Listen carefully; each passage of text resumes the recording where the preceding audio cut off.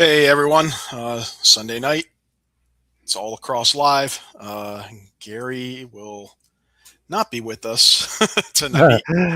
He may chime in from Prague at where it's 3 a.m. right now. Yeah, So, something like that. Yeah. but Shawn and I are here.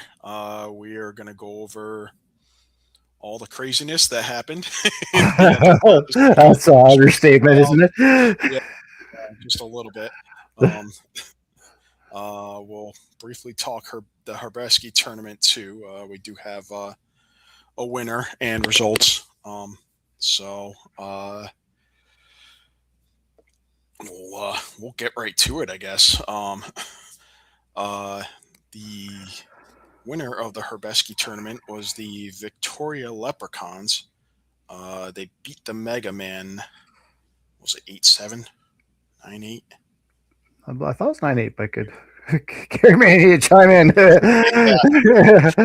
8-7 in OT. 8-7. So another great game, another great tournament. Head over to our our Facebook page, our Instagram. Gary has been putting in clips, videos here and there, showing the whole the venue and a whole bunch of the action. So it's been a phenomenal time out there for him. And I believe he will be part of the committee to select awards for the tournament as well. Yeah. So great news there. We should also mention some other great news involving Gary.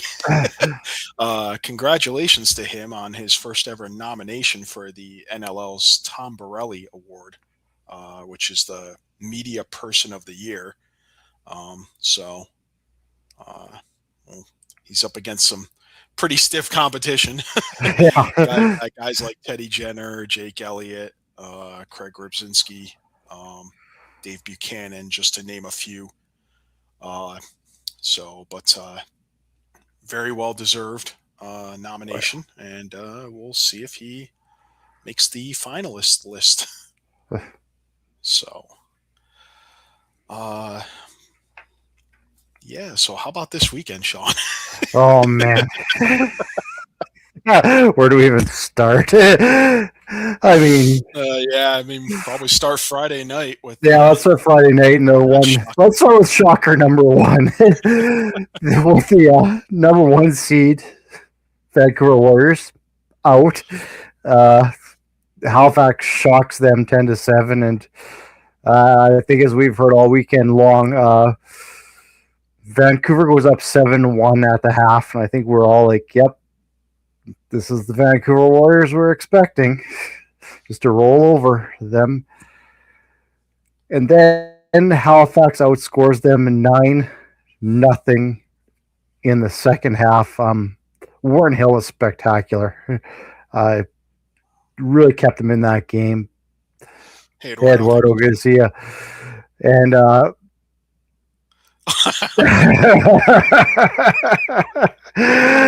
yeah, that was. We hear you. That's rough. I mean,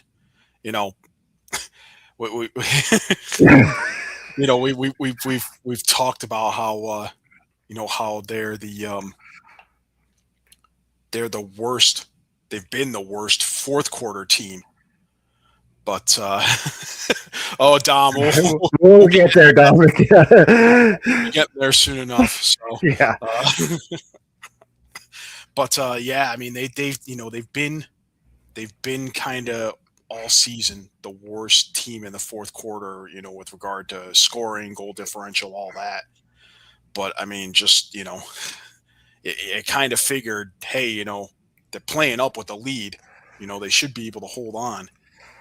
And to have this happen, I had mentioned when I made my pick'ems for it that, both these teams, I hate to use the word desperate, but these were two teams that really needed to show something more than, hey, we just made the playoffs.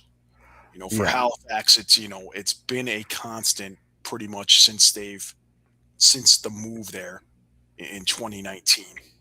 But, there's just been so many first round losses where the fans have just been hungry for for Halifax to move forward. I mean, they finally were able to last year, but then they ran into the rush, and that was a brick wall basically in the semifinals.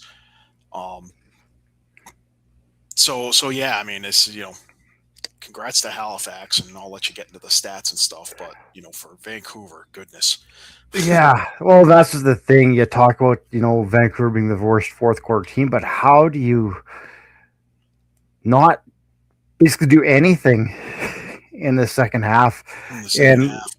yeah, just get completely shut out like that, especially with the lineup you've got. And, like we were just talking on air, I mean, you can't pin this on Christian Del Bianco. He was pelted with 71 shots. The fact that they only allowed 10 is a miracle in itself. Yeah, no, that's a good point. And I mean, geez, this is such a veteran defense. A lot like Buffalo or Colorado, where you just don't expect to see that volume of rubber, getting on the net. So Yeah. Oh, and yeah, I mean, going to stats, I mean, the Jason Knox had the game of games for Halifax: 4 goals, 2 assists, 6 points. Clark Peterson, 2 goals, 3 assists. Here's the interesting one. We kind of talked about this earlier. Cody Jamieson had a goal and 2 assists, and we said, every time we look at the score sheet, like Cody Jamieson seems to be taking all the shots. He seems to be taking all the shots. He was fourth in team shooting in this game. So he was not taking all the shots. Clark Pearson had 17 shots. Mike Robinson had 12. Jason Knox had 13. And then his Cody Jamieson had 10. So they were actually spreading the ball around, which is actually unusual for Halifax. Like usually, like we said, we've seen Cody Jamieson take the majority of those shots. And obviously it works. Like we're seeing the difference now. As for, Vancouver, this is where it kind of gets interesting. I mean, he had 2 goals from Marcus Claret. She had a goal and 4 assists from Jesse King. Keegan Ball with 3 goals and 3 assists. But I mean, I look at Adam Charlambiti's 2 assists. Shane Simpson had an assist. Steph Sharp, or Curtis Dixon, sorry, had a goal and an assist. Those guys that you were really looking to step up were invisible. And I also mentioned it as well. You guys kind of off air when this was all going down, was we kind of compared this Halifax team to that Calgary Roughnecks team that had Dane Dobie and Curtis Dixon, and the similarities to that. And here's another similarity: that team, of all the years they were together, won 1 championship. They always disappeared in the playoffs, and now we're seeing the exact same thing with this reincarnated Calgary Roughnecks team in Vancouver. Yeah, and I mean, there's obviously going to be there's obviously going to have to be some sort of answering to do in the off season in Vancouver. You know, if there's one thing I don't like about this result and how all this went down is, just seeing comments in social media, you know, sort of alluding to what you just said, like, oh, we've got all these old players or all these old roughneck players. And, a few years ago, that was kind of the whole crux of, you know, getting Kurt Malosky Yeah. and getting these guys. It was, why can't we attract our homegrown talent to come play for us? Well, now you did. And okay, it didn't work this year. You didn't quite get there last year. I mean, is this year a step back from last year for them? To me, that's kind of a difficult question to answer, because you set a record, you set a franchise record for victories. Okay, yeah, I mean, the way this all went down doesn't look good. but you're gonna have Christian Del Bianco, probably for the next decade Yeah, in net. I mean, he's just getting into his prime, really. Um, and that's scary. The fact that he's this good and he's just getting into his prime. he is, and I think they have, you know,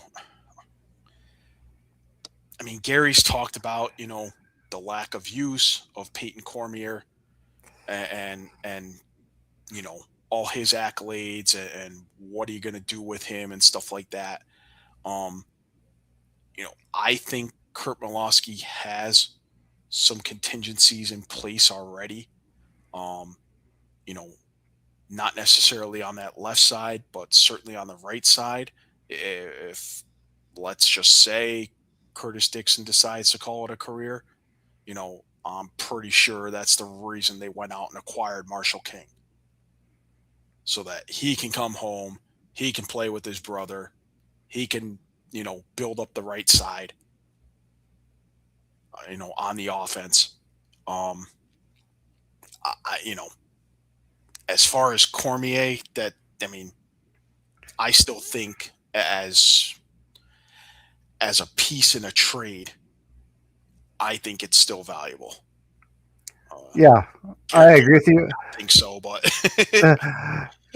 He's still valuable in trade. The only question mark I have with Marshall King is, and we kind of discussed this off air as well, is he hasn't played in a year or two now, and so you're going to bring him in, after being away from the game for a bit. One was an injury, and obviously another one was for personal reasons. But yeah, I think you are still taking a little bit of a risk, bringing in a guy who's hasn't played at that level for a couple of years and getting the fresh legs. The other point I wanted to make about this game is, we talk about how undisciplined Halifax is. Halifax only gave up, Vancouver only had 2 power plays, and Vancouver gave Halifax 7. So it's almost flipped the script there. And I don't care who you are. If you're giving another team 7 power plays, you're asking for a hurt. And and that's uncharacteristic of a Vancouver team to be taking that many penalties for being that good. Yeah. The last thing I would add for Halifax is, obviously this win is huge because they're staying alive and they're moving to the next round. But that gives them another week or 2, really, to possibly see Randy Stotts and or Thomas Hogarth return to the lineup.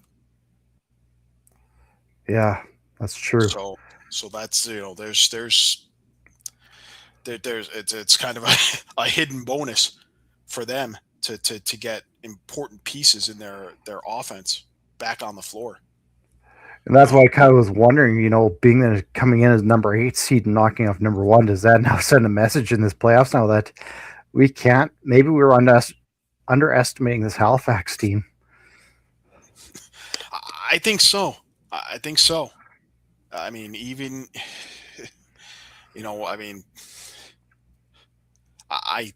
most folks out there thought, hey, they're 8-10, had to win their final game just to get in, sort of the same as San Diego, these under 500 teams. So they really, belong there. But I think we can safely say that, what we've seen with the unified standings since they'd eliminated divisions is you're really getting the best 8 teams when you enter the playoffs. Yeah, it's funny. We look at Halifax, especially when it came to the trade deadline, because they were almost sellers. They got rid of, Theed and Bell, but it almost seemed like they almost had to cut ties with those guys. It's kind of weird to say that, but yeah, it's certainly worked out in their favor. Yeah. So I guess we can probably move on to our next game here. Yeah. And this will be Halifax's opponent, and it will be the Georgia Swarm, who 17-10 over Buffalo. But I mean, honestly, that this game really did not feel at all like it was close, almost at any point. I mean, Lyle Thompson opens the scoring 40 seconds into the game with just, top corner burner that just totally fired up the crowd. And that was just the beginning for him. He had a career high playoffs. Yeah, that's a very That's good true. point. That's a great Very good point. Yeah, So that's definitely. true. Yeah, yeah. And hey, honestly, it's worked out for Thee too, and it's working out for Oshawa. It really has. Yeah. He's going to be, I think, a key part in Oshawa's offense next season. I So think even Bell in Las Vegas, you know what? He's looked completely different, right? He looks a little bit more focused. He's not taking those, so to speak, dumb penalties, undisciplined penalties. He looks a lot more focused in Vegas, and just seems like more structured system for him. yeah, and maybe even a mentor role, Yeah, which maybe he wasn't necessarily doing in Halifax. yeah, oh yeah. So, but Lyle Thompson, career high, playoff high, 10 points, 4 goals and 6 assists. Um, Shane Jackson gets a hat trick and 2 assists. The young guys for Georgia just continuing to step up and just kind of defy everyone's expectations. Nolan Byrne, a hat trick and 3 assists. Richie Connell, also a hat trick and 2 assists, and doing his best Callum Crawford jump shot impersonation there at the end of the game to close things out. Head over to Twitter to find that clip because that was something. Caleb Benedict had a pair of goals and 4 assists. 3 of 4 on the power play. So, they took full advantage of, the opportunities Buffalo gave them with their undisciplined play. And, Brett Dobson, I mean, what can you say? I mean, when I made my pick and pick'ems, this was the only pick'em that I got right this week. And I said that, I felt like as much as we talked about, hey, we'll take Matt Vince against anyone in a one and done situation. I felt like this was Brett Dobson's chance to kind of take that same mantle. I mean, I felt like these two teams were not at all the same teams that met in the very first week of the season. When Yeah. when we had that, wonderful gaff with, Dobson in the penalty box when he shouldn't have been, and that whole that whole sequence with, they kill off the 5-minute major, and, they were still within 2 goals, and then, there's the mishandled ball in the crease, and Buffalo just runs away with it from there. I mean, 10 goals allowed. So, a little over his record-setting GAA, but, enough to Yeah. enough to seal the victory. And I mean, the questions for Buffalo, they were without Steve Priolo. He went on IR. We don't really know what that was all about. If it had something to do with the fight with Beers from a couple of weeks ago, maybe that he'd gotten injured. But credit to Georgia's defense for shutting down this Bandits offense. Even as they lose rookie defender Michael Grace in the first quarter to a oof, That it was a was tough tough. one. It was Yeah. tough to watch. Non-contact injury. Looked like it had to be either knee or Achilles. Yeah. Just I'm thinking Achilles went usually right is down. one of those. Yeah. He couldn't put any weight on that leg at all as he was being helped off the floor. But I mean, the defense. Credit to the defense for stepping up. I mean that happened early in the game. They hold they hold Dane Smith just 2 assists, Yeah. which That's I mean, unbelievable. yeah, I had to triple take looking at the box score on that stat. Um, Josh Byrne just a goal and 5 assists. Joe Resiteritz had just a goal and 2 assists. Um, Clay Scanlon just a goal. I mean, nothing from Nanakoke, who had just come off IR. Ian McKay led the way with a hat trick and 2 assists.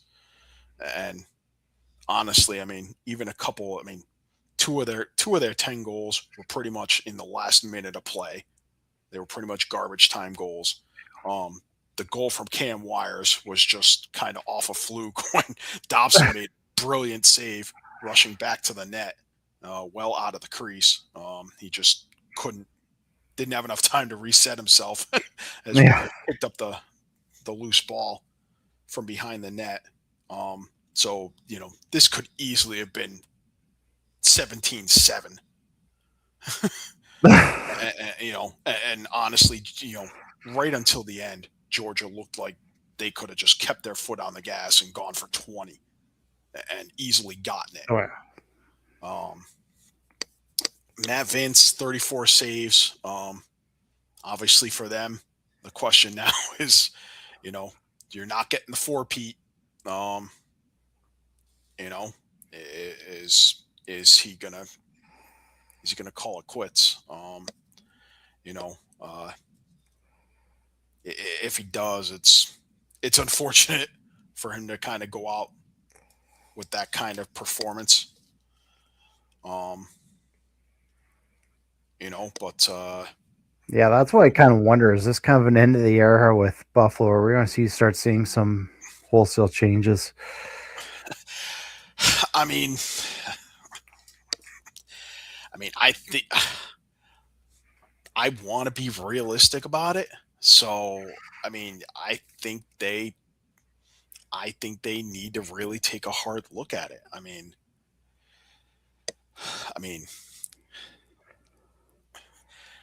there are still a lot of pieces that work there, but they're just, I hate to say it, but I mean, we've been saying it since Yeah. 2019. We say it every year. They're getting older. They're getting older. They're getting older. Well, now we're 7 years past that.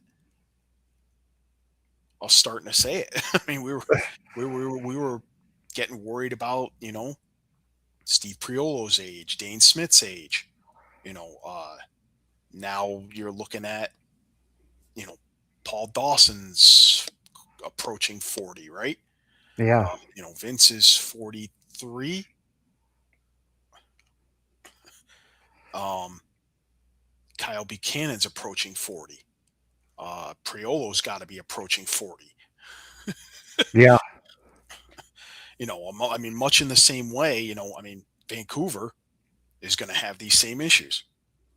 When you got guys like Matt Beers, Brett Midsky, Curtis Dixon, they're all in their late 30s. You know, Dilks is maybe a couple years behind that, but he's getting He's getting up there, though. Yeah. he's getting long in the tooth. So, uh, I feel like that situation is a little bit different. I think they're still trying to look for that championship, so they're going to go after some of those older players that could probably get them there. But I feel like Buffalo is kind of past that now, where they've got their championships. Things haven't been going right now with those older players, and it's maybe time to start moving on from them. But what do I know? Like you said, we've been saying this for 7 years, and they just keep proving us wrong. But at this point, it's a yeah, first round exit. But I mean, it's a good point because Buffalo does have that, much like Toronto, they do have that, for lack of a better word, edge as far as being able to lure players. yeah, in free agency because of geographical location. That's true. Yeah. And that's not to say that Vancouver doesn't, because Vancouver could become they could become easily the Western version of that. And I think we're starting to see it already with them, attracting, players who, who grew up and played all their life Yeah. in the Lower Mainland or out on the island. Yeah. So I think that was kind of twofold. I mean, they were having time attracting BC players because at that point they were not a good team. They were losing. Who's going to go to a losing team that's not a contender? And B, I mean, we always talk about the Kurt Milosky effect, right? And what he brings to the table. He can attract players like no one's business. So yeah. And hey, I mean, you have to wonder. I mean, these are probably not two good examples, but Challen Rogers and Josh Byrne are both BC guys and star players. yeah. So I mean, not saying you start there or you try to make some giant free agent splash, but it's more to get out the point that there are guys on Eastern teams who are Western guys, if you will.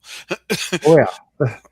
that they might be looking to, and I think Gary mentioned it last week that going back to the Peyton Cormier situation and what to do with him, that he is an Eastern guy, so maybe there's an Eastern team that can use him where a trade makes sense, but that has to be tempered against the whole idea of, hey, he's hardly played. He's hardly been on the floor.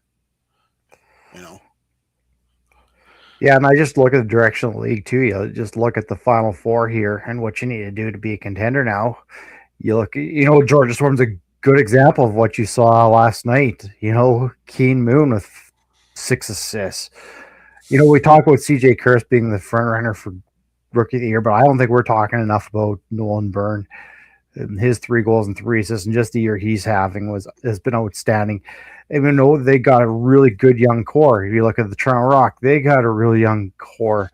Again, you look at San Diego, they dumped a lot of their older players, got younger. They're right into it. Maybe Halifax is maybe a little bit of the exception to the rule, but you're seeing more and more of these teams getting younger, and they're the contenders. Yeah, and I mean, we very well could see it with Calgary rebuilding, with what Glenn Clark has been building for several years now in Oshawa, kind of, shedding off, veterans. I mean, some exceptions like Ryan Benesh. I mean, I'm sure they'd love to have him back, just, for mentorship, that to have that intangible, in addition to playing would be a huge boost for their young core. And Philadelphia, they've kind of shed a lot of their veterans now. Yeah. So. Yeah, no, for sure. I guess we can move on to our next game here. And of course, I'm wearing my Toronto Rock jersey to pay up my bet with Gary here, I guess. The Rock take out the Saskatchewan Rush 16-13. And honestly, the Rock really controlled this game from start to finish. They were ahead 6-2. Yeah, that's a good point, Arthur, because that's actually I think that's the most of any team in the NLL. I believe it was mentioned on the broadcast. They dressed more players than any other team in the NLL this year. So I mean, kudos to them certainly for kind of being able to deal with that sort of adversity. Oh yeah, constant rotating lineups and. Yeah, no, for sure. Yeah, the guy gets back to this game. Yeah, it was 6-2 for Toronto after the first quarter. Saskatchewan starts to get a little momentum going. They got goals from Levi Anderson and Ryan Keane to get within two. Power play goal. Weird kind of play where it kind of went off CJ Kerr's stick and in the net. And it was just that kind of night for Toronto where they were just everything was going right and everything was going wrong for Saskatchewan. Saskatchewan did get their transition going with Connor McCollum and Ryan Barnbull scoring. Robert Church did tie it up. But then with about 38 seconds left, Latrell Harris blocks a shot and goes in on a breakaway and scores to give an 8-7 lead into the second half. This is kind of where I feel like the turning point was. Brock Haley scores 17 seconds into the third quarter. I'm thinking, okay, you know what? They got a real quick start in the third. They're got the momentum now. Robert Church scores. Now they got 9-8 lead. But then the wheels really kind of fall off. Josh Dawick scores on the power play. Chris Boucher, who ended with 5 goals and really led the Rock. But this was the backbreaker to me, was with about 4 seconds left heading into the fourth. The Rush were still only down 1. It was a 10-9 game. Mark Matthews scores like right at the buzzer. So now it's a 2-goal game heading to the fourth. And I felt that just deflated this Rush team. Heading into the fourth, again, Hugh Kelleher makes it a 3-goal game. Zach Mans scores, makes it 12-10, but then a 3-goal run by Toronto, including a transition goal by Elijah Gash, and it makes it 15-10. Eventually it's 16-11. Again, we've said this with the Rush before. They've scored 5 quick goals before, but they just couldn't do it. A couple of late goals by Austin Shanks, but that was pretty much it. I was on the broadcast, luckily. Big thanks to Cody Jansen for having me on and doing that. And I had a chance to talk to former Rush player Keegan Bell about this, and I completely agree with him. He said, I think it's really hard, at least for the Rush, to pinpoint kind of one thing that happened. I think it's just kind of it was just not a good game for them. There were missed passes on offense, missed assignments on defense. Honestly, again, I have a hard time pinning this one on Frank Giuliano. Yes, I know he gave up 15 goals, but again, there was a lot of missed assignments on defense. And just quite honestly, they were outplayed. The Toronto Rock just outplayed them. They seemed to want it more.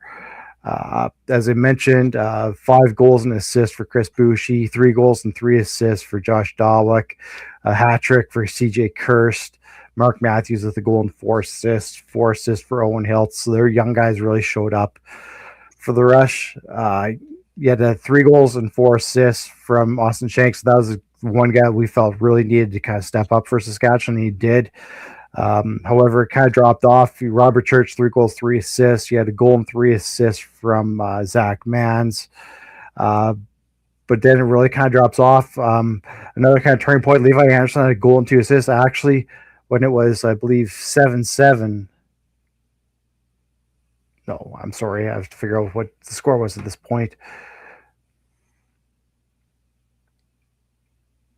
It would have been... Sorry, it was the 9-9. When it was 9-9, Levi Anderson did score, so it was looking like the Saskatchewan Rush were going to go up 10-9, but that goal was waved off for a foot in the crease. And again, that could have been another turning point there where you got momentum back again because you got the lead, but that got wiped out. And it was the right call. I mean, he was in the crease.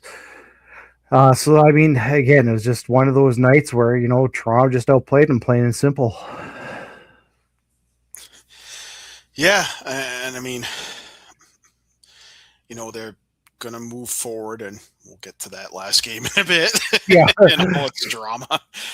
But yeah, I mean, credit to the Rock. I mean, there were concerns from some, okay, Mark Matthews back in the lineup, but Dan Craig also back in the lineup, and there was kind of that, that feeling, Dan Craig's had a difficult season. He's been plagued by injury, been inconsistent. Should you just keep rolling the dice with the young guys? Obviously Kirst and Hiltz stepping up. of course.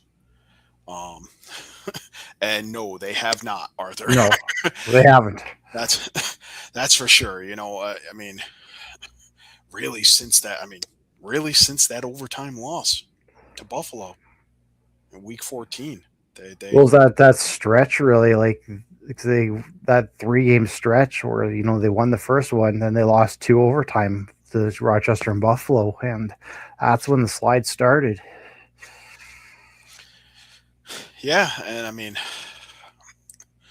I guess what becomes the question now for Saskatchewan moving forward, because it really does feel like you have all the pieces. And, obviously this is, in terms of how far you made it in the postseason, this is a step back, certainly from, you know, being down one going into the second half of game 3 of the finals. Yeah.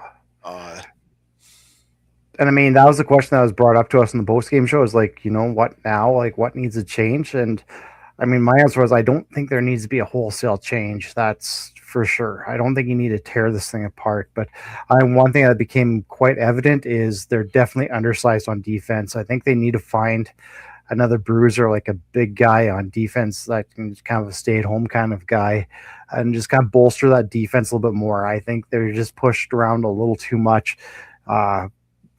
At that same extent, I mean, they still have a lot of good pieces and they got a lot of athletic guys on that defensive end. It's maybe just getting a little bit bigger on that side. And I thought the other X factor in this game too was what kind of Nick Rose was going to show up. Well, I mean, the Rock Road shot 62-48. So Nick Rose was outstanding. I mean, you got the Nick Rose that you wanted if you're a Toronto Rock fan. Yeah, and they've been getting the Nick Rose they've wanted ever since he came off IR, pretty much. Yeah, yeah. In one game, I think. Yeah, but again, for the rest, I don't think there needs to be a wholesale change. I know the other thing that I've been kind of on is, and I gotta be careful about words here because I don't think it at all that Frank Chileano's washed up or anything like that.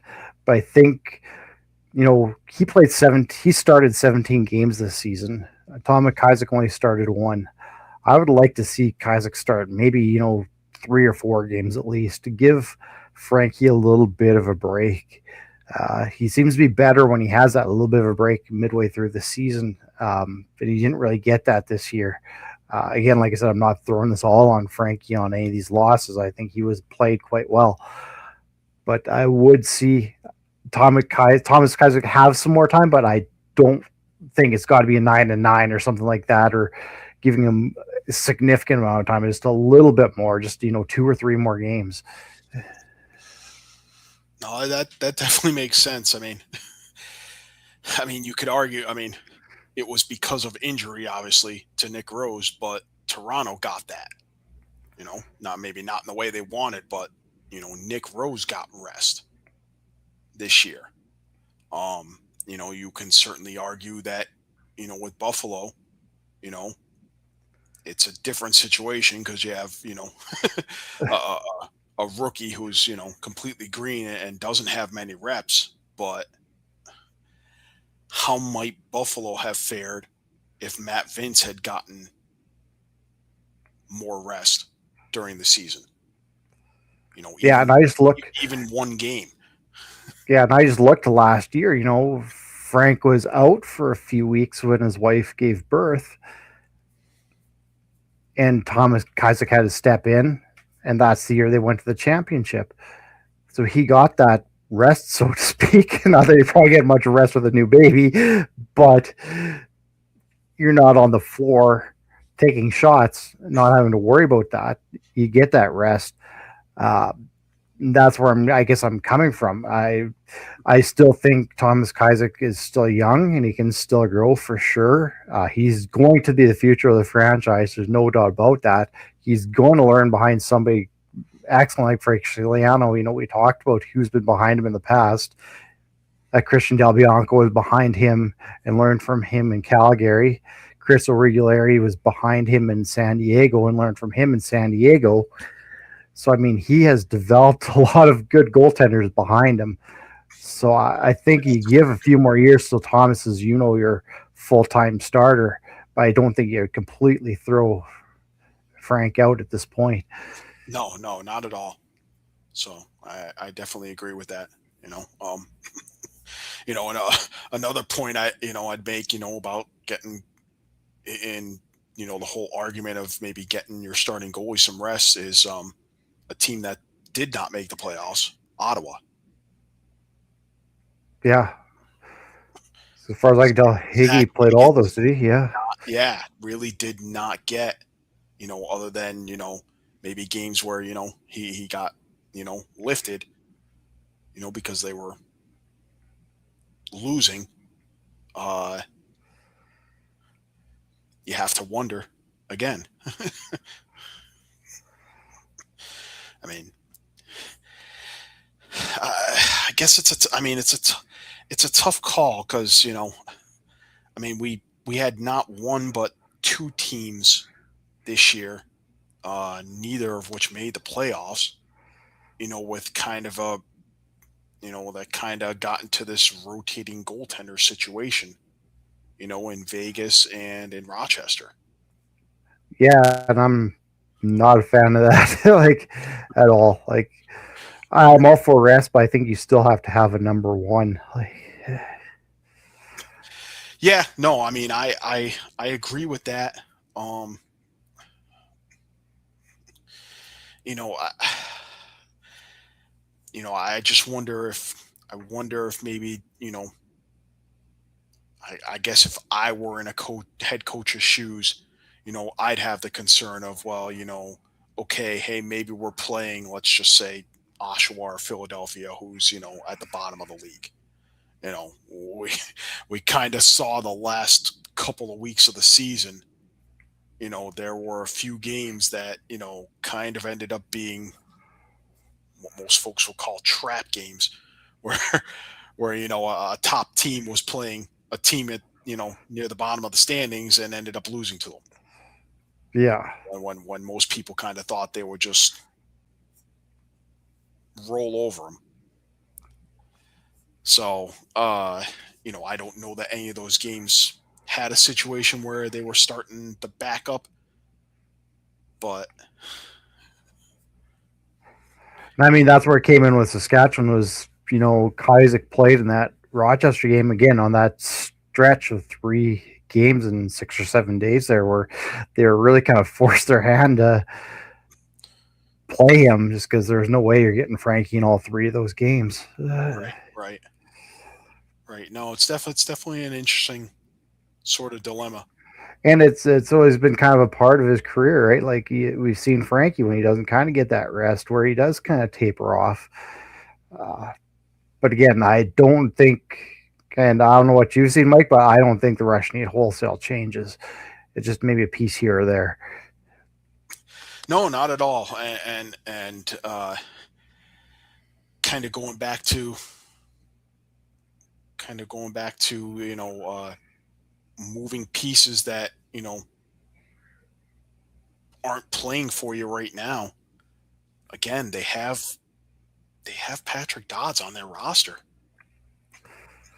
They have Dodds, and I think you're going to see Levi Anderson get more playing time, more and more playing time. I mean, he did look really good against Toronto, which, leaves Clark Walter. And I mean, he could fetch some high bidders the way he's played when he gets in the lineup. Yeah, yeah, it's certainly a possibility. I mean, you just have to wonder. The only concern I have with Dodds is that other point you brought up. Going back to Marshall King, is that he hasn't played in the league for A couple of years now. Yeah. at least 2 years At now. least 2 years. Yeah. And I mean, we spend an awful lot of time talking about how kind of once you get out of the league, it's hard to get back in. Yeah. I mean, there's a few exceptions, credit to certainly guys like, Ryan Benesh, Stephen Keogh. We've seen that they can still play, at the highest level. Um, you know, despite having time off or time away from the league. So, uh, it just that's a tough one. That's Yeah, especially with a guy like Dodds, because I mean, he was only in the league for what 3 years, years. I mean, he's got to be so he he's doesn't got have to a be in ton. his 20s or something like that. So he doesn't have a. He's not really a, for lack of a better term, I guess, known commodity, right? Like, there's not a ton of tape on him. He had I mean, one great yeah, year, yeah, right? But yeah. I mean, well, I mean, he finished second rookie of the year voting, didn't he? yeah, For Panther City. yeah, behind Teeth, I believe. Yeah. So, yeah, I mean, I get the sense that it's like if you have him and you think he still has decent value despite not playing for a couple of years, I look at that value and think it's only going to diminish the longer he stays held out. You know, Yeah, because I mean, you don't want that situation like Rabel and Toronto where he's holding on to him and just keep up a roster spot. And he's never coming back, right? Like, right, right, right. If you need to move, or if he needs to be somewhere else in order to play, and he still has value in a trade, it feels like you just need to move him sooner than later, because pretty soon it's going to get to the point, well, hey, this guy's been out of the league for 4 years now. And it's like, well, why are we going to trade for him? Why are we going to trade for a guy who's whatever, 28 or 29, when we could just go ahead and draft someone who's 22? and again, that's another thing. I'm just looking up now, but Get I'm pretty sure ourselves. he's a BC guy, so maybe Vancouver be looking at him. They certainly could. But, going back to your point, I don't think Curtis Dixon's retiring. I mean, he just posted his 10th 40 plus game. So he shows no signs of slowing down. Yeah. Yeah. He's from Victoria, but I mean, I just look at his stats. Right, his rookie of the year he had 84 points, but then the year after that was 50 and 41. So there was a big drop off in his second and third years. So that's why I mean he's not really a known commodity when you're talking about like a Kehoe and guys like that who left and came back. At least they were a known commodity. They'd been in the league for quite a few years. You knew what you were getting.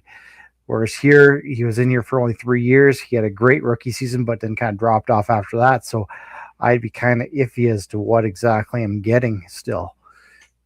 True. That's a good point. All right. Well, I guess that brings us to the weekend and the large amount of drama that's followed in its wake. Oh, yeah. The San Diego Seals beat the Colorado Mammoth 13-12 in overtime, with the overtime goal becoming the big controversy and overshadowing even Halifax's comeback at this point, or Buffalo being eliminated. I mean, a pretty even game. The first half. A lot of trading goals.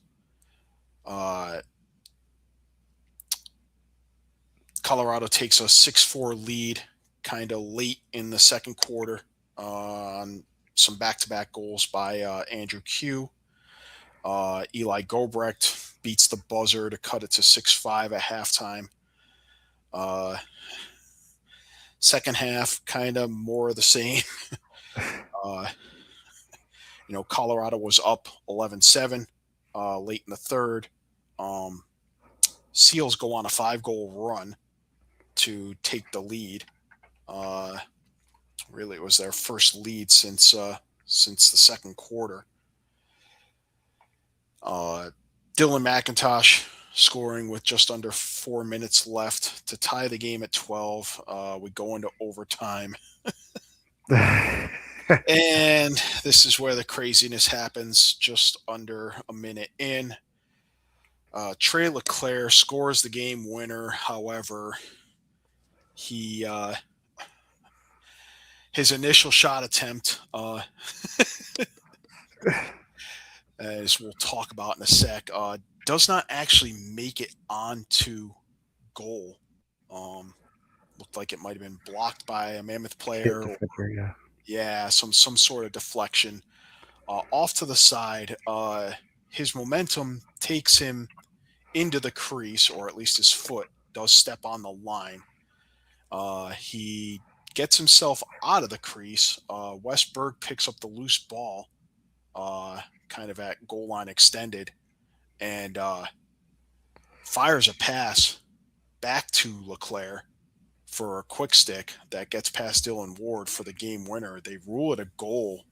They did a pretty extensive review on it, upheld the call, but as we've seen, I actually have a statement here if you want me to read it from Brett Fruit. Yeah, we have a okay, so this is a statement from the commissioner. The National Lacrosse League has determined that the San Diego Seals' overtime goal by Trey Leclerc against the Colorado Mammoth should have been disallowed.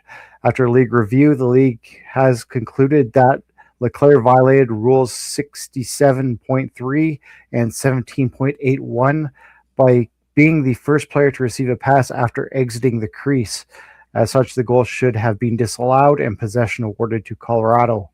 As part of the league's standard accountability process, the on-floor officials from this game will not be assigned further games during these playoffs. All right.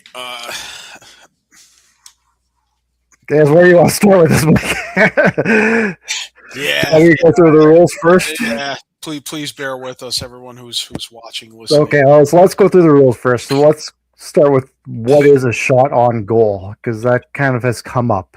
So under 21.3 in the rule book, a shot on goal is a shot on goal shall be defined as a shot where the ball makes contact with any part of the goalkeeper while he is in his crease area, the goal post or crossbar, or crossing the goal line. A shot that hits a part of the goal post that does not go in, or a ball that continues in play. A shot on goal is awarded and a save is credited. The head of a player's stick must be equal to or in front of the goal line extended to be credited as a shot on goal. So, under that definition, Leclerc's initial shot hit a defender and missed the net. It did not hit the goaltender or a goal post. It was not a shot on goal as defined by the rule book. So we talk about section 73.2, attacking player first touch after a shot on goal. It's a moot point because we know the definition of a shot on goal is, I guess, to explain that, basically says that if it's a shot on goal, basically Leclerc couldn't be the first one to touch the ball, which meant that Westberg was one to first touch the ball and he could have passed it to Trey Leclerc. But it's a moot point because by definition of the rule book, it was not a shot on goal, so you have to go by 76.3, which is, a player entering the crease and exiting the crease without the ball, and they cannot be the first one to receive a pass, which he did. So from what I've seen from the rule book, it was an incorrect call on the floor. And what the commissioner said is correct. And 67.2 does not apply. Yeah, I mean it's obviously it's a tough one to swallow for a number of reasons. We've already seen the comments. That just not even just Mammoth fans. Just fans in general, kind of up in arms about it. For me, obviously there's two ways to look at it. It sucks, especially for the Mammoth. That there's kind of no turning back at this point. Yeah. There's the obvious frustration of the fact that, they spent a lengthy amount of time reviewing it and still got it wrong, especially when the league has been, touting the new review system and how it's going to, Yeah. you know, help, make sure that calls are correct, that game flows better, and just the whole nine, the whole 9 yards there. Uh, that there's the obvious comments. Well, if the Seals win the championship, it's an asterisk. This affects them too. I look at it that way. It's if you're Seals fan, sure, you're happy you won the game. You probably don't want to be carrying this baggage through the rest of the playoffs for sure. And everyone thinks you got away with murder, more or less. I mean, Yeah, and I'm kind of on the same boat, right? Like, number one, as you said, it was because it was an overtime, it goes to automatic review. How did we get it wrong when it went to automatic review? That should have been caught, and it wasn't, and I just don't understand why. I see some comments saying, "Oh, the next major league." Well, yeah, it does make the league kind of look bad when the referees can't even get it right on a replay. But to that extent, again, like the league's in a tough spot now, right? Like what they can't just say, "Hey, everybody, go back on the floor now and replay overtime." It's just you can't do that. You can't automatically award the win to Colorado. That's not right either. I mean, yeah, they because if you did pretty disallow the much what goal, they the could. game's still going to be tied. Obviously, Yeah, I mean, one thing I'm just thinking about it right now. It almost kind of exposes maybe a flaw with with automatic reviews. You throw a challenge flag during the course of a normal game. You throw a challenge flag, ref's going to come over to the head coach, and you're going to, as the head coach, are going to verbalize, what it is you want them to look at that you think, should result in goal, no goal, whatever it is, the outcome you're looking for. Things go to automatic review like under 2 minutes, or in this case, in overtime. Should the officials be going to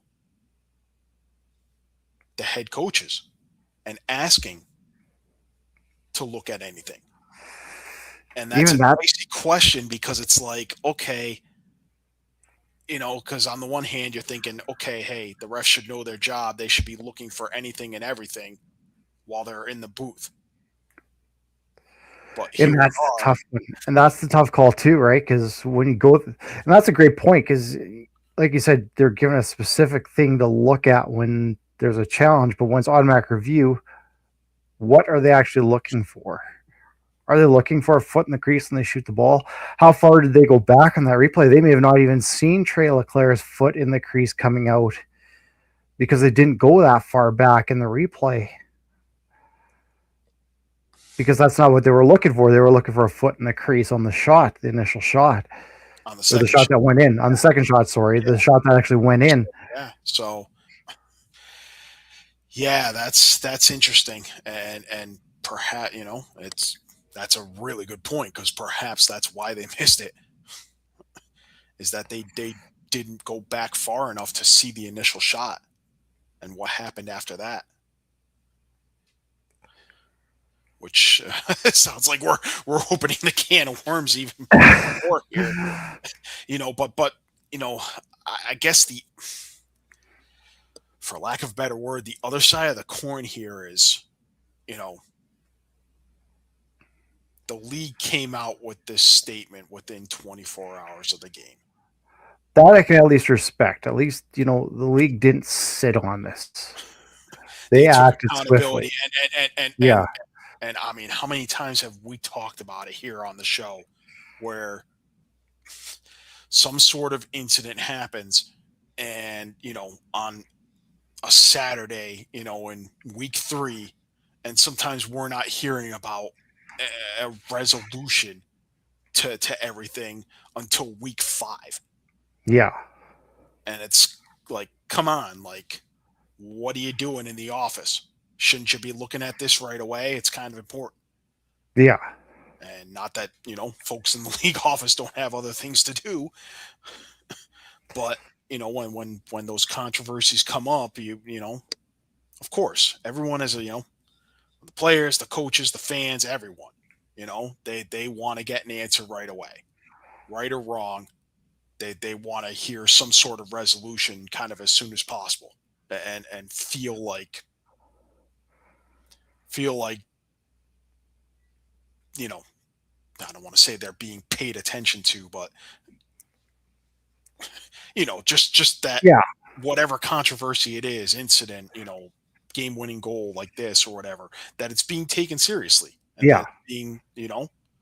it's being given a thorough review.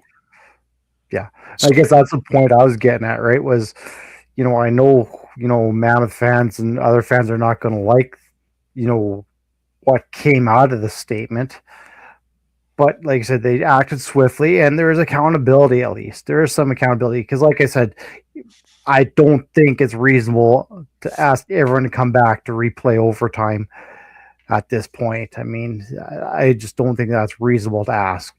I mean, especially guys who have other jobs, right? That's throws them completely for a loop.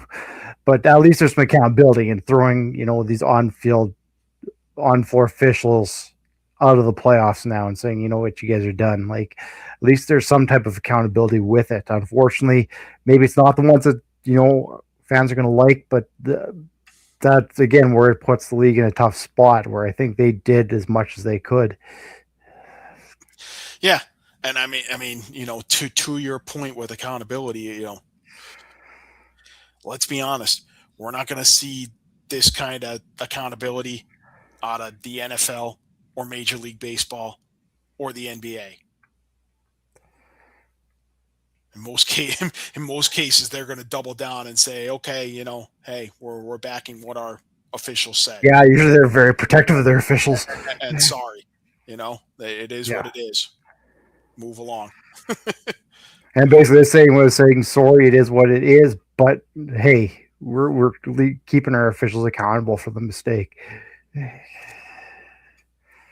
Which, I mean, what more? You really can't ask for anything more. I mean, yeah, and I mean, I think everyone can rest assured that the league is gonna this is gonna move right to the top of the league's priority list in the off season. Yeah, as they prepare for 26-27. So, I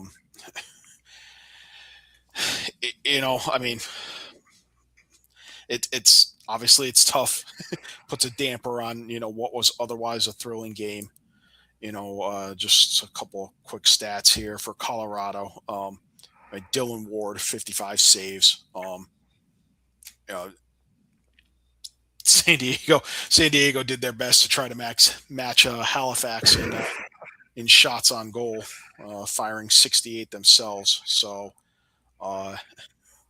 Andrew Q, who did come back into the lineup after being out at the end of the season, 4 goals, 3 assists. Dylan McIntosh had a hat trick and an assist. Will Malcolm, 2 goals, 7 assists. You got a goal and 3 assists each out of Braden Saris and Jack Hanna. Jordan Gillis had a goal. Thomas Vela had 2 assists. For San Diego, oh man, that would be something. That'd be nice. Yeah, I mean, is it plausible? Is the other thing. I've had that thought of having some sort of even to see if a ball crossed a goal line, like if you had a chip inside the ball and something, some sort of Well, they kind of have that technology in tennis. You know, They have that technology in tennis, right, where they can see where the ball landed, see whether it's in or out. I mean, so that technology exists. It's yeah. So how's you that technology going to cost? It's yeah, not free, right? So crosses the how plane and plausible is, something yeah. lights up, and you know it's a goal. That's. Thank you, Dominic. That's a very good point. That's a good point. For San Diego, uh, they taking advantage. We talked about Andrew Q being in the lineup for Colorado. Matthew Paolato, face-off guy, was not. Trevor Baptiste made the most of that. 26 of 29 on face-offs. You had 3 goals and 4 assists from Westberg. Dylan Watson had a hat trick and an assist. Zach Courier also had a hat trick and 4 assists. Trey Leclerc, 2 goals and assist, including that game winner, controversial. Ben McIntosh had a goal and 2 assists. He had 3 assists out of Noah Armitage. Chris Origlieri, 33 saves. This is the big one for me. You have to wonder if this whole controversy with the overtime goal goes away if San Diego finds a way to actually score a power play goal. They went 0 for 6. That's a concern, yeah. It's certainly a concern going forward, but Yeah. I mean, if they convert 1 or 2 of those, And this game's not even going to overtime, and we don't Yeah. have this whole drama. So certainly something to look at, going forward. But they will be advancing. They'll be taking on Toronto Rock in a best of 3, and we do have most of the schedule for the semifinals. No, we have the schedule. So we'll go with the Toronto Rock and San Diego first. Game 1 is in Toronto on Friday. Game 2 is Sunday in San Diego. And if needed, Game 3 will be on May 9th. And I guess we don't have the full schedule yet for Halifax and Georgia, but Game 1 goes on Saturday in Georgia, and Game 2 goes the next Saturday, May 9th in Halifax. So it's just reading through things.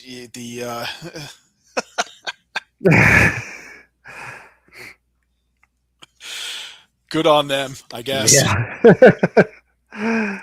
It's definitely a tough situation all the way around. But the issue I think with Game 3 in Georgia is I believe Gas South Arena is booked for other events on both the 9th and the 10th. So so Game 3 could be the next weekend after that, maybe. Yeah, either that or, I mean, obviously it's not a problem if there's a sweep either way. Yeah. But if that one goes to Game 3, it's funny because, we could have a winner in the San Diego Toronto series before we even know who wins. Yeah, and it's that's let's hope that it's not, the other black eye after this overtime goal for the league that, if San Diego and Toronto manage to wrap up either way with a sweep next weekend, that they don't have to wait 2 weeks. Yeah, that could be an issue. Playing, because Halifax and Georgia get drawn out to, 3 weeks to finish a 3-game series. Yeah, that's actually a good point. No, real good point. Yeah, I mean, if I had to guess, if anything, yeah, that's the word. I believe Gas South Arena is Friday and Saturday. Yeah, I wish they, you wish they could, but they're definitely not gonna. They can't do that, unfortunately. Yeah, home floor advantage. I suspect what's going to happen is we're probably going to see like a Monday or Tuesday game in Georgia. Yeah. Just the fall. It's going to be on like the 12th or 13th or something like that. Yeah, I think that's pretty much what you have to do. Oh, we have, Dominic. We've talked about that a lot. I mean, but Actually, I just went on to the official release by the National Lacrosse League, and Game 3 is TBD if necessary. So they're still working that out. But the finals will start, they're saying, on Thursday, May 14th. Well, that weekend, Thursday, May 14th to Sunday, May 17th. So that weekend. So it'd probably be that Saturday, I would think. So oh wow, let's they're hope still there's not playing. a Thursday night game. That'd be crazy. Yeah, I doubt it. They Especially usually if just kind of, Halifax, Georgia, end up playing that Monday, Game 3, that Monday or something, or Tuesday. You're talking about a 2 or 3 day turnaround to start the finals. yeah. Yeah. And so I guess they're giving that weekend, and they're saying Thursday, May 21st to Monday, May 25th for a possible Game 3. So, Oh boy. Okay. Yeah, because with Halifax and Georgia, now you're looking at a same situation like Sask had with the 3 games in 7 days. yeah. If they go to Game 3 that second weekend and then have to turn around, yeah, that Yeah. is not good. That is not good. Hopefully they can figure something out and find a way to push the finals to kind of a Saturday night or whatever. Do the double header, the following weekend if it has to go 3 games. Yeah. Like, I would almost think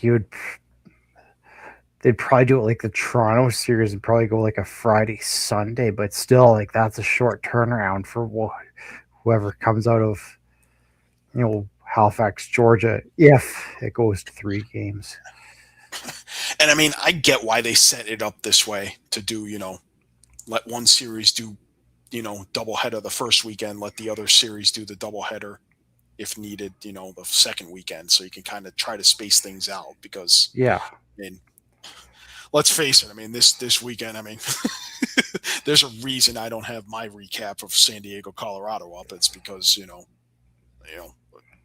I was still busy watching Georgia and Buffalo when, San Diego and Colorado were almost at halftime by the time I got done with watching Buffalo and Georgia. So, So tell me about it. I was trying to do live updates on the Rush broadcast, trying to watch 2 games, 3 games at once. And yeah, that was tough. You kind of wish, yeah, like, you don't want those. wish one of those 4, with only 4 games, you kind of wish they found a way to space them out a little better. And it looks like Saturday, if we have Game 3s, we will have some overlap on the May 9th. Yeah. So, yeah, well, we'll see what happens with all that. Now, I guess before we go, we'll get to one final horror of the weekend, and that would be our pick'ems.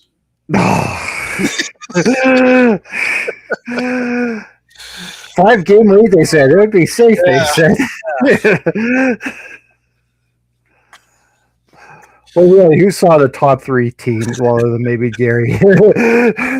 Who has seen the top 3 teams going out? Like, Gary did indeed. Gary went 3-1 on the weekend, only missing Vancouver.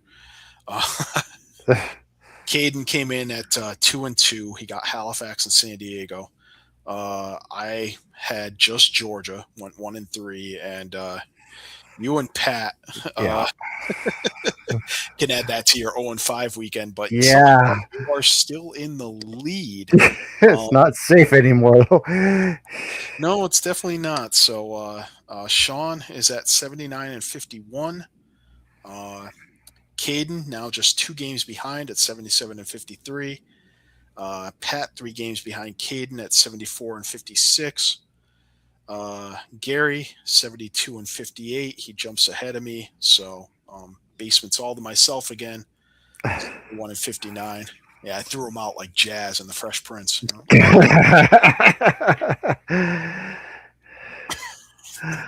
So yeah, but I mean, hey, listen, we'll toot our own horn here. I mean, for each of us to be, I mean, with the worst record, I'm still 12 games over 500. Yeah.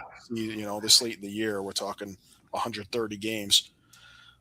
So And we've had a few rough weeks like that where the crazy did happen. And no, we definitely are, and I mean, even though I'm 8 games back, I mean, there's still a maximum of 9 games to go. So oh yeah, not that not mathematically out of it yet. yeah, no, technically not. Feel like Ottawa right now, though. So, I guess finally was want to give our feelings on these last 2 series. yeah, I mean, Halifax and Georgia. I mean, to me, I mean, Dominic's not gonna like hearing it, but I mean, right now, I have to lean towards Georgia. Only because it looks like their offense has found itself. I mean, we've been talking for the last third of the season. What's going on with this Georgia offense and how Especially Law Thompson, and boy did he show up. and how they're just relying on Brett Dobson. It's like, okay, Brett Dobson is having the most historic year by a goalie ever, and it's almost like it's almost like that pitching ace mentality. Oh, it's our ace on the mound. All we got to do is scratch across 1 run, 2 runs, and we'll win. It doesn't always work like that. And we've seen that happen to Georgia. But boy, and this is no knock on Warren Hill, or anything like that. Cause I mean, we've seen Warren Hill he shut out the Vancouver Warriors in a whole half. A whole half, yeah. And that's not, and that's on top of some other just stellar performances we've seen from since the start of the year. I mean, that 11-2 game with Oshawa.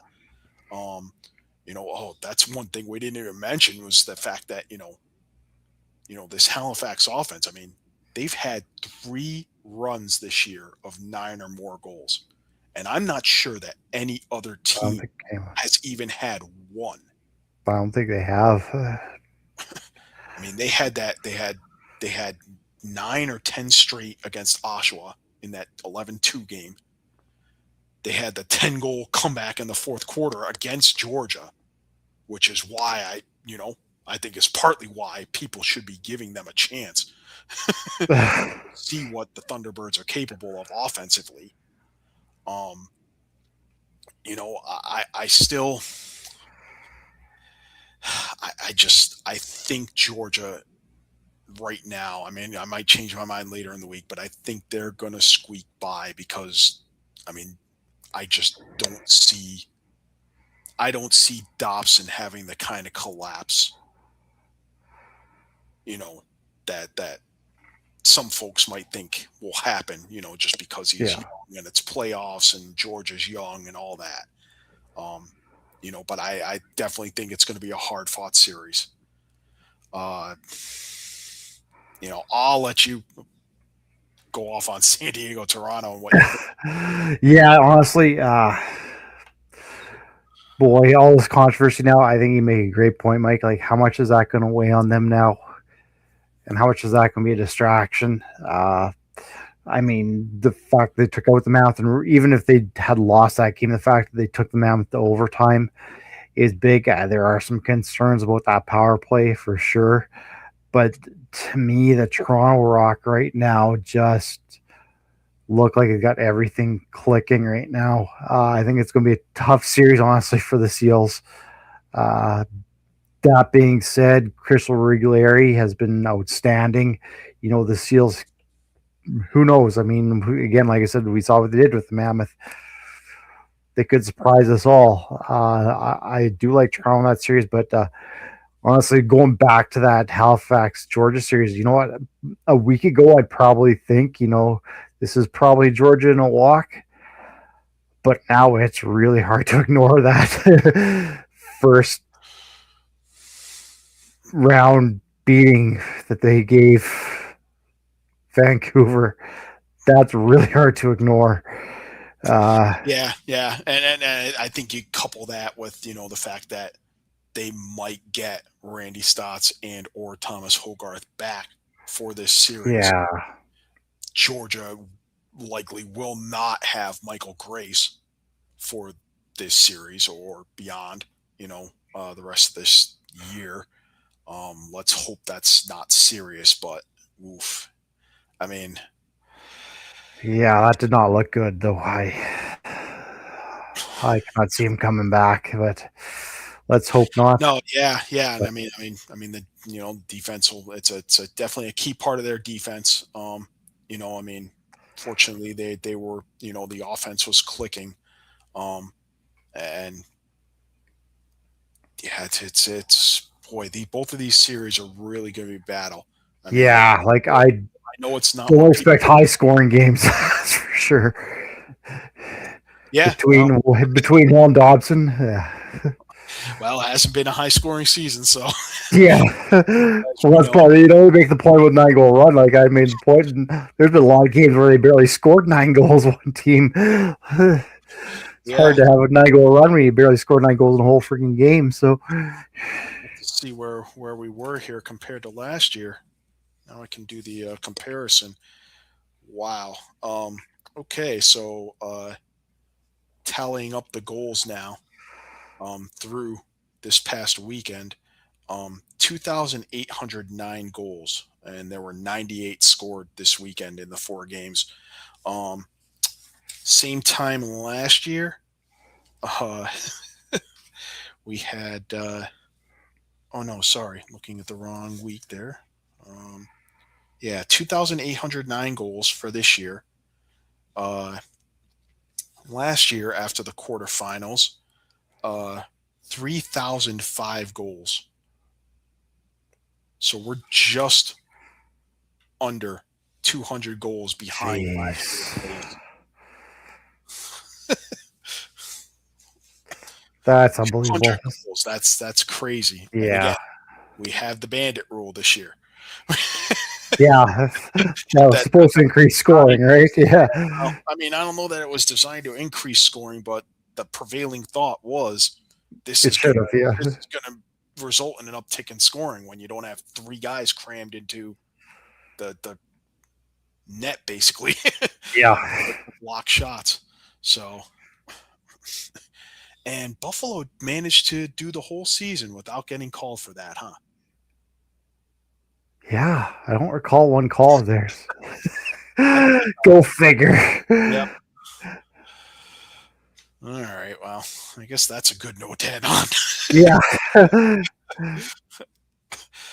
So, yeah, I mean, 3 games this weekend. Obviously, stick with all lacrosse all the time. We'll be recapping those games. Is Gary flying out tomorrow, or is he? I should be, I think. Should be coming home soon. He'll be back next week for sure. Yeah, he'll be here, and he will definitely be at the Toronto game Friday for sure. But stick with all lacrosse all the time. We're on Facebook, Instagram, YouTube, Twitter, Thread, bunch of others. And Gary runs that spiel like it's second nature. Yeah. It's almost become you hear it, but like you don't really hear it anymore. But we appreciate everyone tuning in. Thanks to Dominic and Arthur and Eduardo for chiming in. Appreciate you guys tuning in each and every week. Appreciate everyone tuning in each and every week. Stick with us. We'll have the rest of our recaps up hopefully by the end of tomorrow. And any other news that comes along, we'll be sure to break it to you guys as quickly and as accurately as we can. Yeah. So Gary will be back next week, and I'm sure there'll be almost as much drama to discuss next so so for Shawn Slaght, Muffler Mike Kostiuk, and we'll see you all next week. See you next week. Sunday night.